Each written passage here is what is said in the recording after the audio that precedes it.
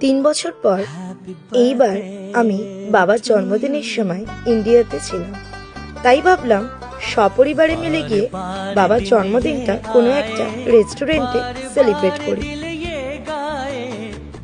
আর জন্মদিনটা যেহেতু বাবার, তাই তার পছন্দের কথা মাথায় রেখে আমরা ঠিক করি কোনো একটা বাঙালি রেস্টুরেন্টে যাব। তাই সবাই মিলে সাজুগুজু করে শাড়ি পাঞ্জাবি পরে চলে গেলাম ইলিশ ট্রুলি বং রেস্টুরেন্টে বাবার জন্মদিন সেলিব্রেট করতে। Happy birthday to you, happy birthday dear বাবা। পুরো বাঙালি আদব কায়দায় বাবার জন্মদিন পালন করা হলো। প্রথমে বরণ করা হলো, তারপরে কেক কাটা হলো এবং সবশেষে পায়েস খাওয়ানো হলো, কারণ বাঙালিদের কাছে